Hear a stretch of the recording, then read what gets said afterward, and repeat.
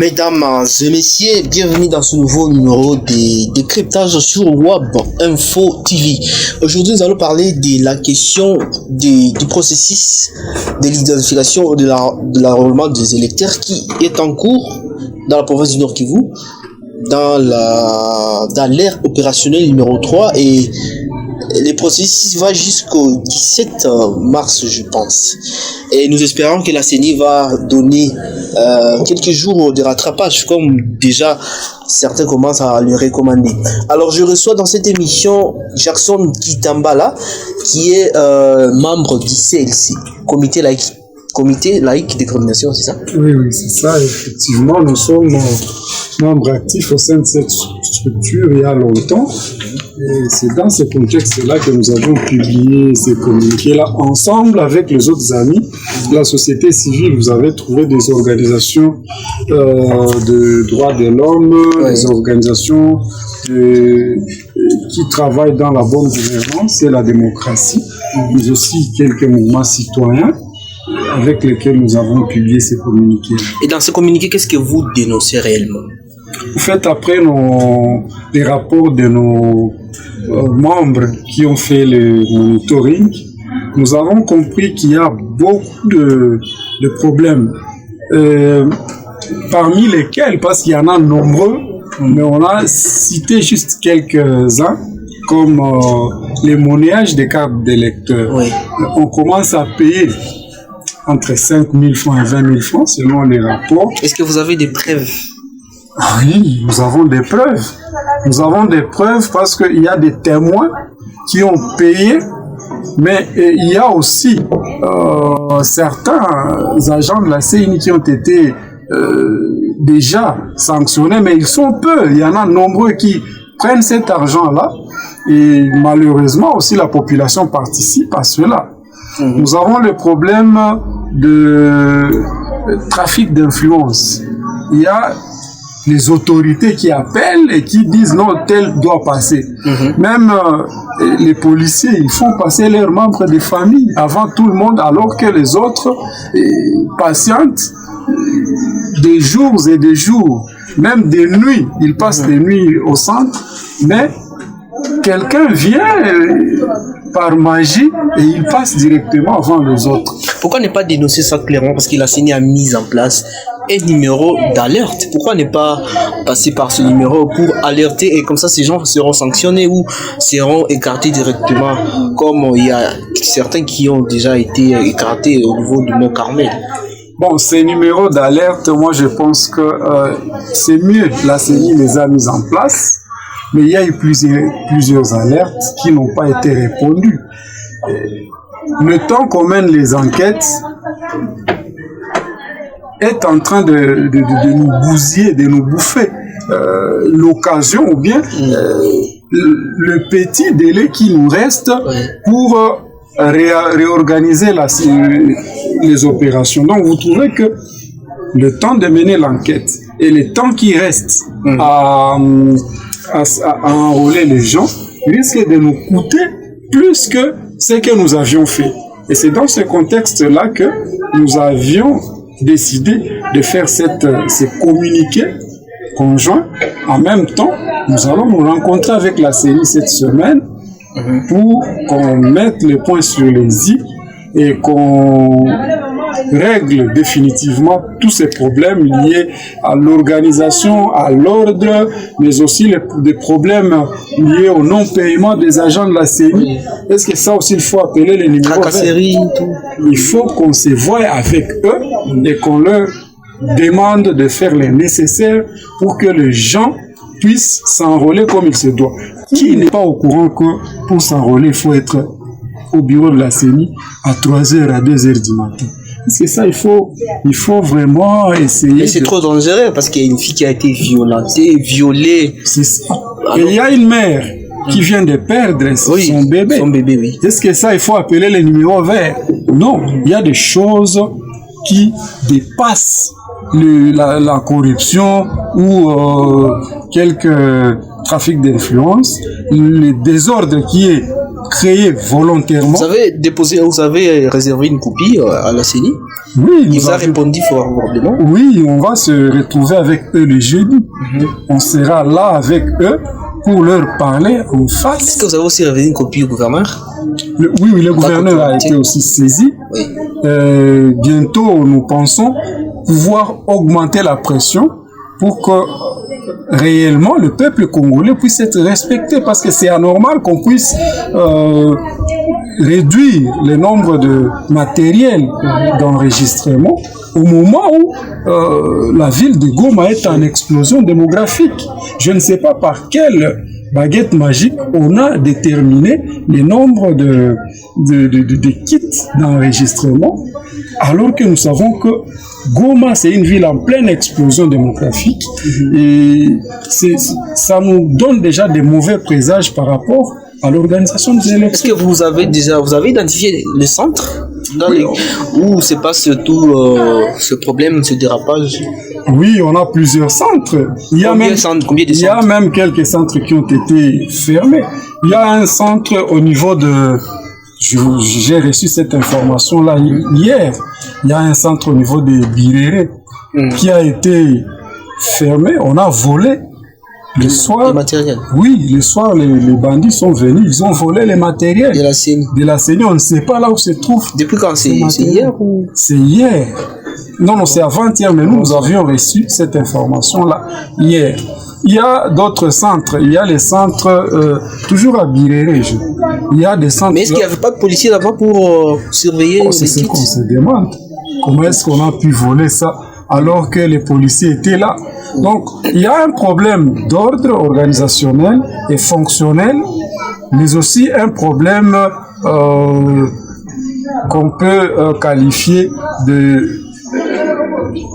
d'engagement personnel de Congolais, d'engagement citoyen. Parce que quand un policier peut collaborer avec l'ennemi pour donner une machine, ça devient grave. Quand un policier peut, parce qu'il demande de l'argent, mettre le pays en danger sans contrôler la personne qui vient s'enrôler, ça devient dangereux.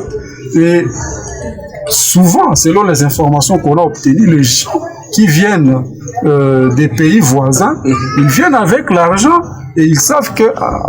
les étrangers? Oui, il y a certains étrangers qui sont enrôlés. Nous avons reçu ces doléances et ces alertes dans plusieurs centres, notamment là au niveau de Biaï. Moi-même j'y étais, je n'ai pas vu de mes propres yeux, parce que je ne peux pas savoir qui n'est pas congolais, qui l'est. Mais ceux-là qui ont passé des temps là-bas nous ont dit que non, il y a des gens qui viennent du Rwanda et qui viennent s'enrôler en payant quelque chose. Donc je pense que quelque part, il y a un problème sérieux avec ces élections et nous sommes vraiment très inquiets. C'est pourquoi nous avions demandé à ce qu'on puisse premièrement remettre de l'ordre, qu'on puisse augmenter encore un délai, on puisse donner un délai supplémentaire de 30 jours minimum. 30 jours. Parce que les 15 jours là ne peuvent pas suffire.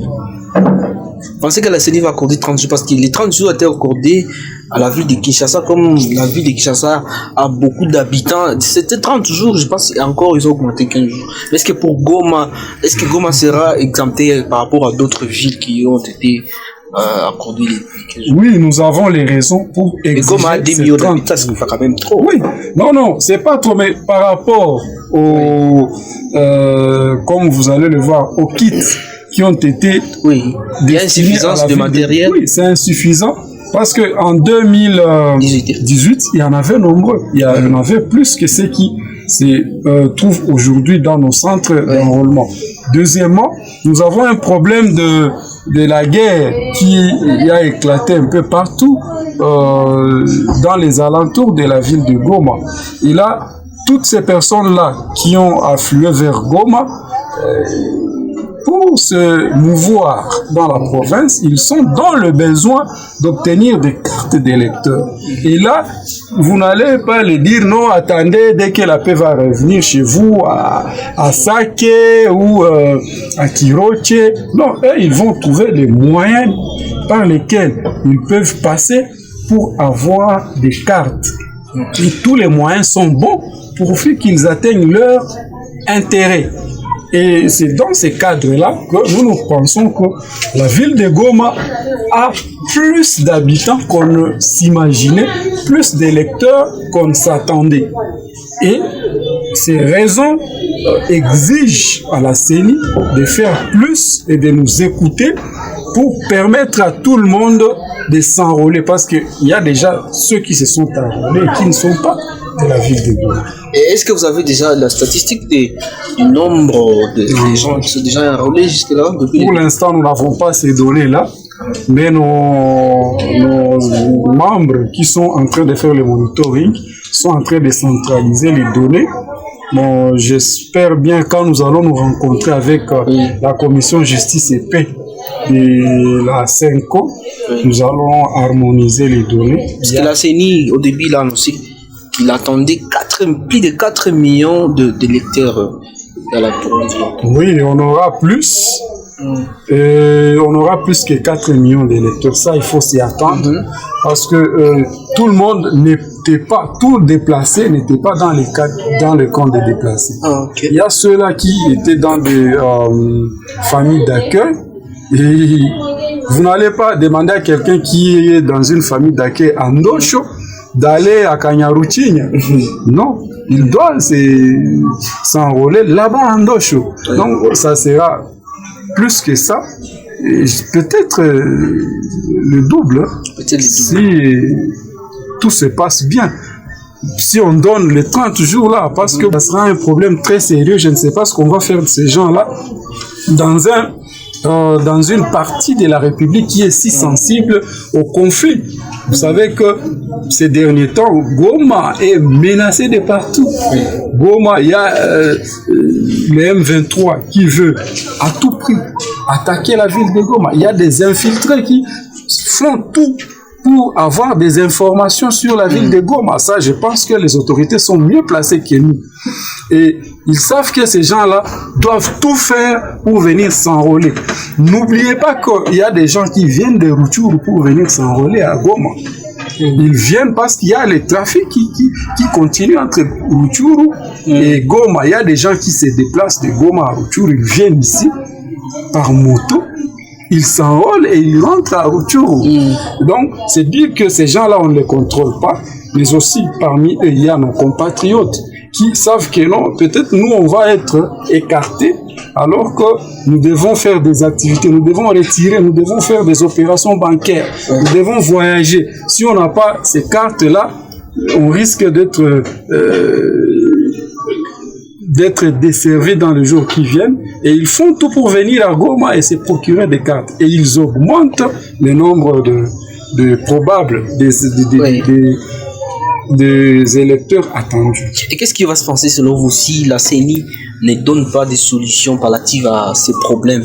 Est-ce que vous craignez déjà des problèmes en avance avant les élections et pour qu'il y ait de fraude et tout ce qui va avec? Oui, nous allons nous prononcer bientôt. Vous allez suivre le communiqué de la CENCO parce que nous sommes vraiment une structure qui travaille, qui dépend en grande partie de la CENCO. Nous donnons des rapports et vous allez voir, la CENCO va donner son avis par rapport à tout ce qui s'est passé. Et s'il faut que je donne déjà quelques éléments, moi je peux vous dire que nous avons déjà peur d'une probable fraude électorale. Parce que ici, quand on vole déjà un kit électoral, un kit d'enregistrement, on ne sait pas qui vont s'enrôler. Peut-être que c'est un individu qui va faire enrôler même des mineurs. Peut-être qu'on va enrôler les étrangers. Donc, il y a un problème sérieux. Et un autre problème que je ne peux pas ne pas citer ici, c'est lequel? C'est le fait d'avoir exclu nos frères Rutshuru, Masisi. Mais on ne les a pas inscrits. Ils ont été Il y a une exclus. raison. L'insécurité, l'enseignant a été clair jusqu'à ce niveau. Mais l'État congolais, pourquoi l'État congolais ne prend pas ces dispositions pour sécuriser la population congolaise? Nous avons écrit au chef de l'État le 2 janvier 2023, à l'occasion, nous avons célébré la mémoire de Mamadou Ngala en saisissant Tshisekedi, en lui disant que cette guerre, vous négligez de mieux approcher, de mieux prendre l'approche nécessaire pour combattre cette rébellion, mais elle risque de nous amener dans des situations incontrôlées si vous ne mettez pas, si vous ne prenez pas des mesures à l'avance.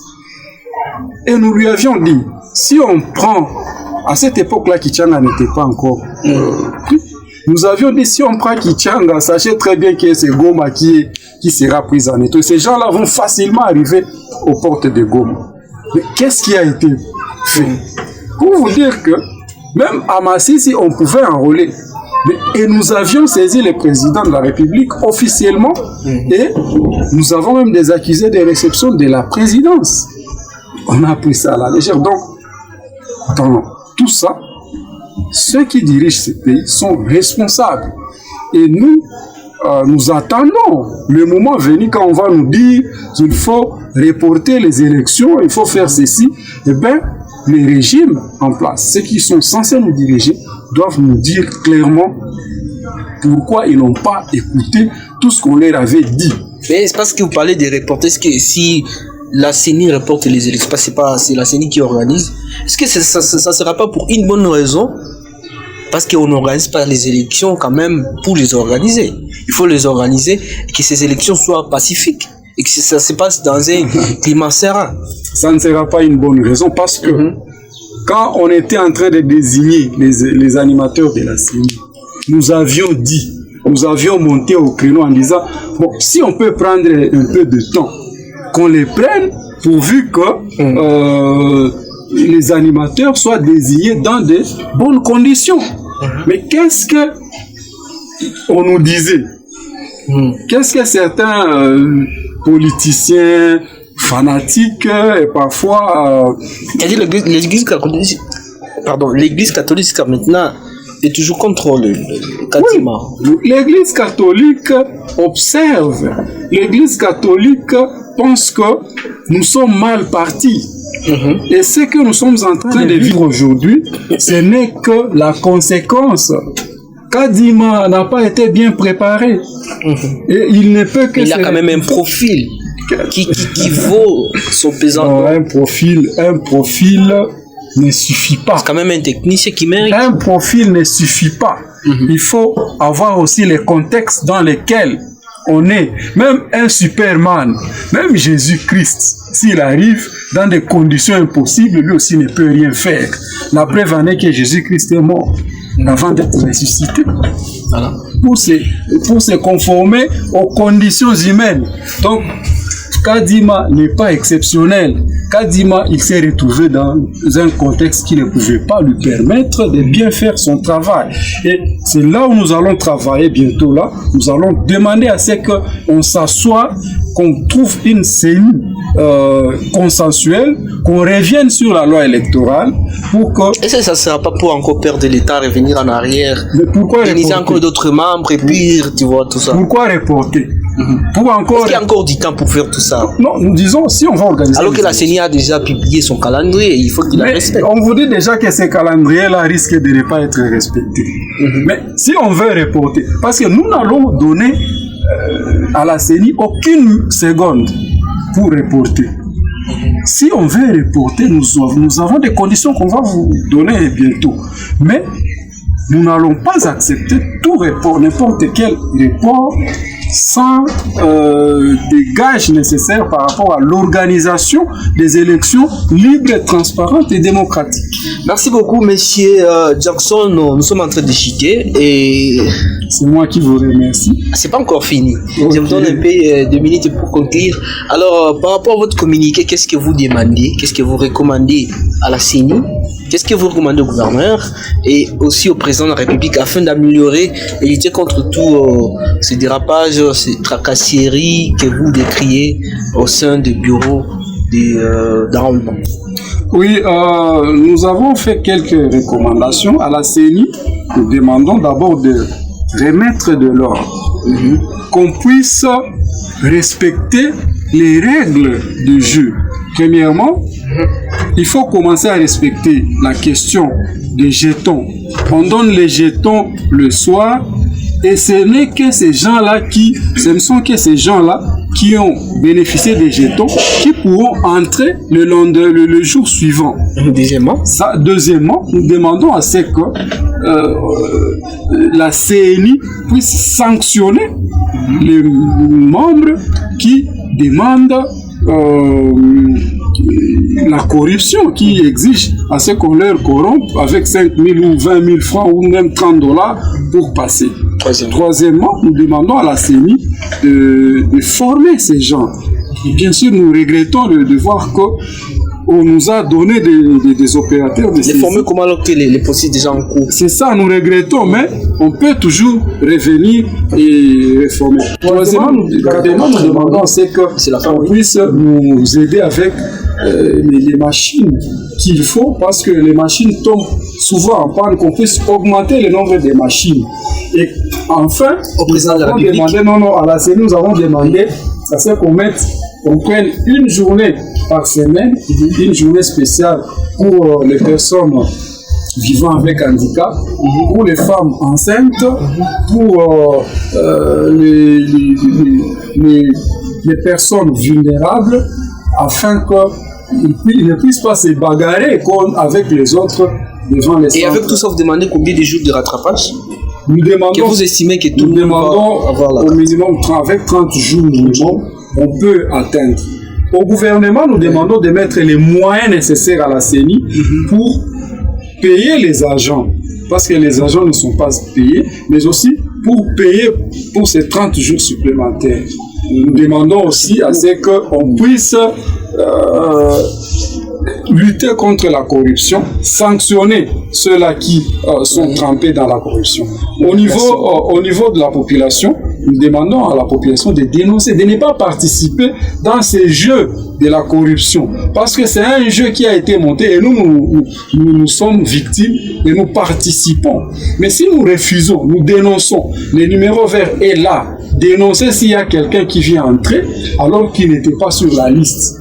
Et donc, ça va nous aider à régler cette question-là. Et enfin, soyons respectueux de l'ordre et de la discipline au niveau des centres. Merci beaucoup, M. Jackson Kitambala. Je rappelle que vous êtes membre ou représentant de la comité, le comité laïque de coordination en Provence du Nord. Merci beaucoup d'avoir accepté notre invitation. C'est moi qui vous remercie. Mesdames et messieurs, merci à vous tous de nous avoir suivis. Je vous fixe le prochain rendez-vous pour un autre numéro de cette émission de Cryptase. À très bientôt.